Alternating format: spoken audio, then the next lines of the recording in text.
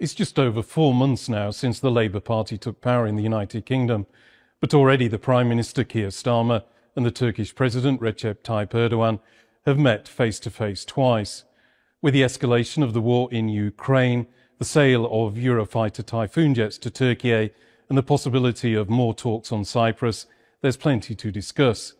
I'm Andrew Hopkins, and I've been speaking to Stephen Doughty, the UK Minister for Europe, North Americas and Overseas Territories, one-on-one. Stephen Doughty, thank you very much for talking to TRT World. The Labour Party has been in power now for just a few months, but already there have been 2 meetings face-to-face between Keir Starmer and Recep Tayyip Erdogan. What's driving this? It seems like you're very quick off the mark with the relationship with Turkey. What's your priority in terms of your relationship with the country at the moment?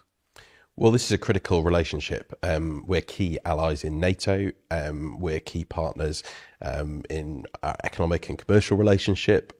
We've got many shared interests when it comes to the challenges in the regions that Turkey finds itself in and that we find ourselves in as partners in Europe at either end. And we've also got common ground when it comes to dealing with challenges such as climate change, exploiting new opportunities in science and technology. So there's a huge amount that makes up this relationship. And of course, our huge people-to-people ties, Turkish communities in the UK, UK communities here in Turkey. And that's why this relationship is so important. And as part of our wider reset of relationships around the world, and particularly with Europe, a lot of the focus that's been on the UK-EU reset. But we're clear this is a reset with our partners across Europe. Key NATO allies like Turkey are actually absolutely at the heart of that. And that's why we've given it this focus. And it's why I'm here in Ankara, meeting with my counterparts and engaging with a range of figures from across the political spectrum here. I was going to ask you a bit more about that because the previous Conservative government, one of its priorities was to renegotiate the free trade deal from 2021. So I presume that's one of your priorities as well. But what do you plan to do different than the previous government? Well, we want to establish strong bilateral relationships with partners like Turkey, but we want to make sure that those are also delivering on shared goals outside of our 2 countries. And I've been talking today how, for example, we've been working together in Moldova, responding to the challenges that they've faced to their democracy, that we've got a shared interest in. Our work in the Western Balkans together. We've been there as part of KFOR together. We've got shared interests, economic, commercial, historical relationships there. So it's about turning sometimes words on paper into actual action. And I think there's a huge amount that we can do also in our defence relationships, our defence industrial relationships. And as I said, in those new frontiers of science and technology, I'm going to be visiting companies while I'm here involved in nanotechnology. And our cooperation in those fields is going to be crucial in the years ahead. Now, Keir Starmer has already been on the telephone with Donald Trump to congratulate him on being elected the next president of the United States. How do you see this relationship developing between the UK and the United States, but also in terms of the war in Ukraine, because Donald Trump has said he wants to end the war within 24 hours. So how can you work with him on this issue and also bring about a fair settlement for Ukraine in terms of things like preserving its territorial integrity, for instance? Well, first and foremost, all 3 of us are key NATO allies. And this is an alliance that started out obviously under a Labour government 75 years ago. You know, this is an incredibly important relationship, and we're going to continue to be committed to that. And this government's commitment to NATO and the security that it brings all of us in Europe and in the Euro-Atlantic arena, our support for that is absolutely resolute, and it's why we're making the commitments we are on defence spending and on cooperation with our NATO allies, and why we're engaged in a strategic defence review. And I am confident that relationship will see us through thick and thin as it has done in the past. And that's built on our partnership in NATO. It's also based on that special relationship that we have with the United States, and that transcends any government, any administration. And it's been very clear to me since joining the government just how important that relationship with the United States is. And so that's why we've been having very important and positive conversations both before And since the election with President-elect Trump and indeed Vice President-elect Vance. And so I'm confident that relationship is going to stand the test of time. On Ukraine, we are absolutely clear in our ironclad support for Ukraine.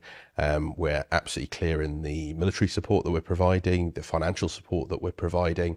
We've given a $3 billion a year commitment, and we've given new commitments with the United States and indeed European partners and through the G7 recently with the Extraordinary Revenue Accelerator, which is going to deliver another addition over £2 billion from the United Kingdom and a lot more from others, using the resources from Russian frozen sovereign assets. So we are absolutely committed militarily, politically, diplomatically, in terms of our financial support, and we will continue to provide Ukraine all the support it needs. Just a couple of other things about Ukraine as well, because there have been these reports in the media in the last few days about these long-range missiles that have been fired from Ukraine into Russian territory, and some of them have been named as the Storm Shadow, which is reportedly supplied by the United Kingdom.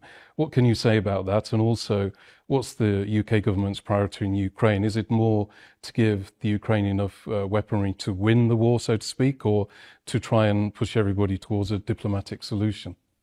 We've provided a huge amount of support to Ukraine for them to conduct their legitimate defence under the United Nations Charter, and we'll continue to provide that support. We don't go into operational matters, but we will continue to stand resolute with them every step of the way. On to a different topic now, the Eurofighter Typhoon jets, which there are negotiations currently underway involving the United Kingdom, also Spain, Italy and Germany, to sell 40 of them to Turkey. What's the current state of those negotiations, and is it certain that the deal will go ahead? Well, obviously, you wouldn't expect me to comment on sort of ongoing discussions, but we want to strengthen our defence industrial cooperation with Turkey across a range of routes, and that's why there's been important conversations between our Defence Secretary and the Turkey government. And of course, Eurofighter Typhoons, are subject to a range of processes involving the key partners in the project, including, of course, Germany, but also Spain and Italy and others. And we need to make sure that those are followed properly, as you would expect. But we're very clear we want to see an enhanced defence and defence industrial relationship with Turkey, who is, of course, a key NATO ally. On Cyprus now as well, I understand there are talks going on between the United Nations, the two Cypriot communities on the island, but also now the guarantor countries, so Turkey, Greece and the United Kingdom, about having another meeting to try and bring about a lasting solution on the island. What can you tell me about the state of those negotiations at the moment, and what role is the United Kingdom going to play in those talks? Well, we take our role as a guarantor power very seriously, and we, of course, engage closely with all of the parties around this issue through the United Nations process. And we warmly welcome the efforts that the Secretary-General's been making, and I indeed met with his special envoy on this issue. I've continued to engage with all of the parties, spoken to them all about this in recent weeks, and obviously we hope that all sides will come with flexibility and openness and a willingness to engage on a process. Ultimately, this of course is going to be about Greek Cypriot and Turkish Cypriot leaders finding ways forward.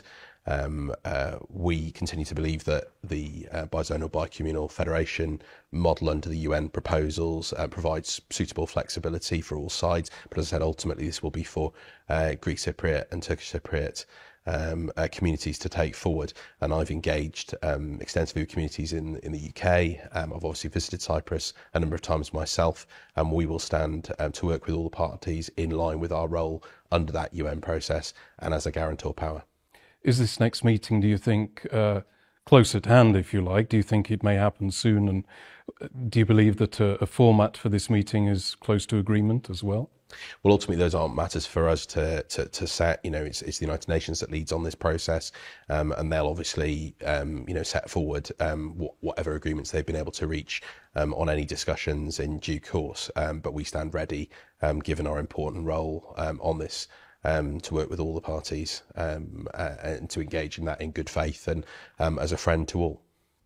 The COP29 Climate Action Conference has just wrapped up in Azerbaijan, and both the United Kingdom and Turkey have very similar net zero targets. United Kingdom by 2050, Turkey by 2053. And in recent years, there's been, it seems, quite a bit of investment from the UK in this country, particularly in renewable energy, solar energy, that kind of thing. So how is this working, and what benefit is this bringing to the UK in terms of climate goals and such like when the investment is in Turkey? Well, fundamentally, investment in green transition is good for all of us because it's good for the planet, and it's good for tackling the challenge that is posed, an existential challenge by climate change, and actually allied to that, the nature emergency that we're seeing as well. And, you know, it's only since I've been here this morning, been talking with people about the changing snowfall patterns here in Turkey and the impact that then has on water, that has then on agricultural production and farmers. I've just come from my own country's been facing devastating floods in recent days in Wales, and we are all seeing changes in climate, and we're all seeing intensity of weather that we haven't seen before. And while one can't attribute an individual event, we're all having to live in a world that is changing and changing rapidly. And we've got to come together on those targets, as we did, as you rightly pointed out, at COP. And I'm glad that we both as countries have huge ambitions in this area. But actually, there's a huge mutual benefit here about investing in technologies, in ways forward, in renewable energy. I'm really glad that we're having that kind of relationship with Turkey. I think there's a huge amount of potential here to develop that further. I know there are going to be important meetings and discussions on those issues in the days to come between our two countries. And I think we can show leadership on this on a global scale. That's why the Foreign Secretary set out our plans for a global clean power alliance. And you really see the UK back on the world stage here, not only fighting for the right targets at the COP process, but also putting our money where our mouth is in terms of the investment that we're doing, both in the United Kingdom, but also with partners on new technologies and changes. Because ultimately, this is about not only tackling climate change, it's also about energy security. It's about not having to rely on tyrants like Putin, and it's also about ensuring that we can deliver affordable energy and sustainable energy for our citizens. So I think the UK and Turkey have here a huge common agenda, not only for ourselves, but also on a global stage. Stephen Doughty, thank you very much.